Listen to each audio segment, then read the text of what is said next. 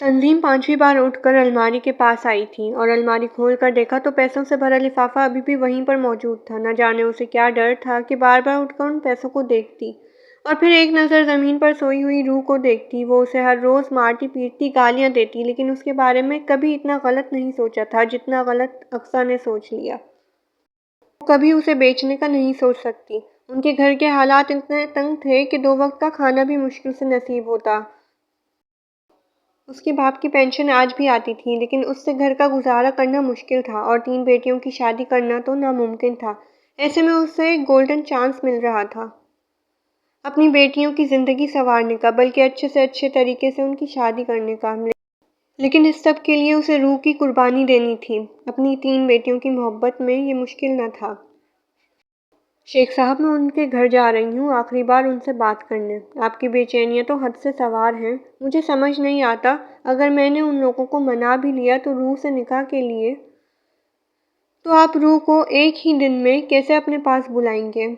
उस लड़की के पास ना तो पासपोर्ट है और ना ही अभी तक उसका शनाख्ती कार्ड बना है।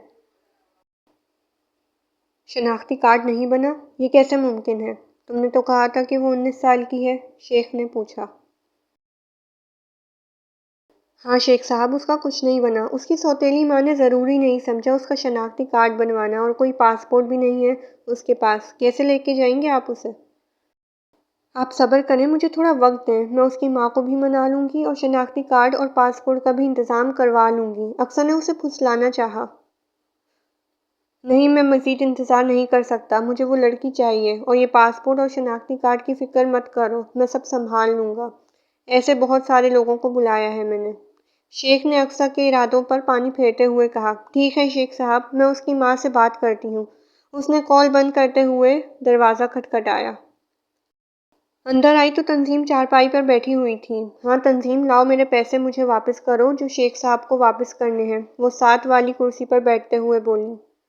मैंने कल रात तुम्हारी इस बात के बारे में सोचा और यही फैसला किया कि मुझे मेरी बेटियों की ज़िंदगी संवारने के बारे में सोचना चाहिए, तंजीम ने तहम्मुल से कहा। मतलब तुम रूह का निकाह करवाने को तैयार हो? अक्सा ने खुशी से चहकते हुए कहा। हाँ, मैं रूह का निकाह करवाने को तैयार हूँ। जब तुम चाहो मौलवी और शेख को लेकर आ जाओ, हम निकाह पढ़वा देंगे। तुम्हें फ़िक्र करने की ज़रूरत नहीं है। मौलवी साहब को मैं ले आऊँगी और शेख साहब फ़ोन पर ही निकाह करेंगे, और उसके बाद हम रूह को दुबई भेज देंगे। अक्सर ने जल्दी जल्दी बताना शुरू किया। लेकिन रूह इतनी जल्दी नहीं जा सकती। उसका कार्ड और पासपोर्ट बनने में वक्त तो लगेगा ना, तंजीम ने कहा। अरे नहीं नहीं, उसके पास बिल्कुल वक्त नहीं है। वो उसे ऐसे ही ले जाएगा, अक्सर ने नाक से मक्खी उड़ाते हुए कहा। ऐसे मतलब गैर कानूनी तरीके से? तंजीम ने परेशान होते हुए कहा। अरे हाँ, और तुम फिक्र मत करो, शेख ऐसा पहले भी कर चुका है। वो कई लोगों को ऐसे लेकर जा चुका है। उसके लिए कोई बड़ा मसला नहीं। और अगर कुछ उल्टा सीधा हो भी गया तो हमारा नाम कहीं नहीं आएगा। अब तुम रानिया की शादी के बारे में सोचो। मैं ज़रा शेख को खुशखबरी सुनाकर आई। रूह चाय बनाकर लाई तो अक्सर। रूह तू कल तैयार रहना, कल मौलवी साहब को लेकर आऊँगी। तेरा निकाह है, दुबई जाएगी तो दुबई। अक्सर रूह के सर पर धमाका करती जल्दी से गेट से बाहर निकल गई। वो बेयकीनी से अपनी माँ के चेहरे को देख रही थी, जो नज़रें झुकाए ज़मीन पर गाड़े हुए थी। कुछ ही देर में उसका निकाह था। किसी ने उससे कुछ ना पूछा था। उस पर तो ये भी एहसान था कि निकाह से पहले बता दिया गया था कि कल तुम्हारा निकाह है। फातिमा बीबी उसके पास आ बैठी, लेकिन इससे पहले कि फातिमा बीबी उससे कुछ पूछती, मारिया उसके करीब आकर बैठ गई, जिसे उसकी अम्मा ने सख्त नज़रों से घूर कर भेजा था कि कहीं वो फातिमा बीबी को कुछ बता ही ना दे और फिर पूरे मोहल्ले में उनकी बदनामी हो जाए। वो खामोशी से सर झुकाए बैठी रही, ना तो किसी को देखा और ना ही किसी से कोई बात की। उसे तो ये भी ना पता था कि उसके होने वाले शौहर का नाम क्या है, और ना ही उसे जानने में कोई दिलचस्पी थी। वो तो आज अपनी यतीमी का रोना रो रही थी। आज सही मायनों में साबित हो चुका था कि वो यतीम थी। उसके माँ बाप उसे दुनिया में तन्हा छोड़कर चले गए, और अब किसी भेड़ बकरी की तरह उसकी रस्सी किसी और को हवाले की जा रही है। اسے مار کھانے اور گالیاں سہنے کی عادت تھی، لیکن نہ جانے وہ شخص اس کے ساتھ کیا کرے گا جس کے حوالے وہ کر دی جا رہی تھی۔ سنو، وہ لڑکی معصومہ آج 6 بجے کی فلائٹ سے پاکستان سے یہاں آنے والی ہے۔ جیسے ہی وہ پیپرز تمہیں ملیں تم انہیں جنکو کے حوالے کر دینا۔ لیکن اس شمس کا کیا کریں گے؟ جمن نے پوچھا۔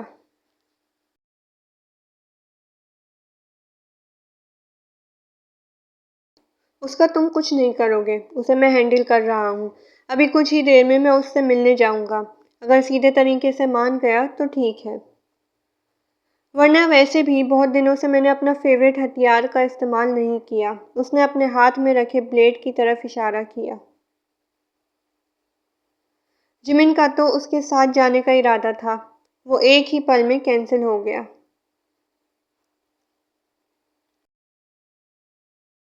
وہ بلیڈ سے ان لوگوں کو مارتا تھا جن پر اسے سب سے زیادہ غصہ ہو، اور بلیڈ سے وہ اتنی خطرناک موت دیتا تھا کہ کسی کے بھی رونگٹے کھڑے ہو جائیں۔ جمن کو اس کے اس ہتھیار سے سخت نفرت تھی۔ اس کا بلیڈ کسی سانپ کی طرح اگلے بندے کے جسم پر رینگتا اور سرخ لکیریں چھوڑتا جاتا۔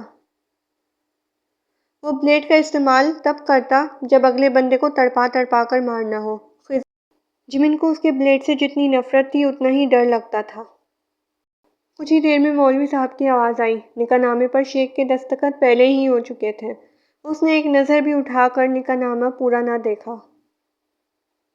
اسے جہاں کہا گیا اس نے سائن کر دیے۔ مولوی صاحب نے رسم ادا کی۔ 3 بار اس سے اس کی مرضی پوچھی گئی، جس کا ہونا یا نہ ہونا کسی کے لیے اہمیت نہیں رکھتا۔ وہ خاموشی سے ساری کارروائی دیکھتی رہی۔ اس سے کیے گئے سوالوں پر اس نے حامی بھر دی۔ ہاں، اسے وہ شخص قبول تھا جسے اس نے دیکھا تک نہ تھا۔ امی تو محلے والی عورتوں کے سامنے شیخ کی تعریفیں کیے ہی جا رہی تھیں۔ خود اس کی شکل تو نہ دیکھی تھی، لیکن پھر بھی اسے خوش شکل کہہ رہی تھیں۔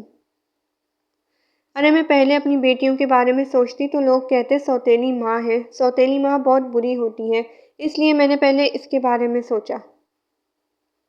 آخر اگلے جہاں میں جا کر اس کے باپ کو منہ بھی تو دکھانا ہے۔ امی تعریفیں سمیٹتی اسے بار بار اپنے سینے سے لگائے اسے پیار کر رہی تھیں۔ یہ بھی اس کی زندگی میں پہلی بار تھا۔ پھر رانی اور ماریا اس کے قریب آ گئیں۔ تمہیں پتہ ہے تمہارا شوہر کتنا امیر ہے؟ اس کے پاس اتنا پیسہ ہے کہ کوئی گن بھی نہ سکے۔ راج کرو گی، راج، اور وہاں جا کر ہمیں بھول مت جانا۔ میرا مطلب ہے ہمیں فون وغیرہ کرتی رہنا۔ آپ تو ایسے کہہ رہی ہیں جیسے میں آج ہی جا رہی ہوں، روح نے بے دلی سے کہا۔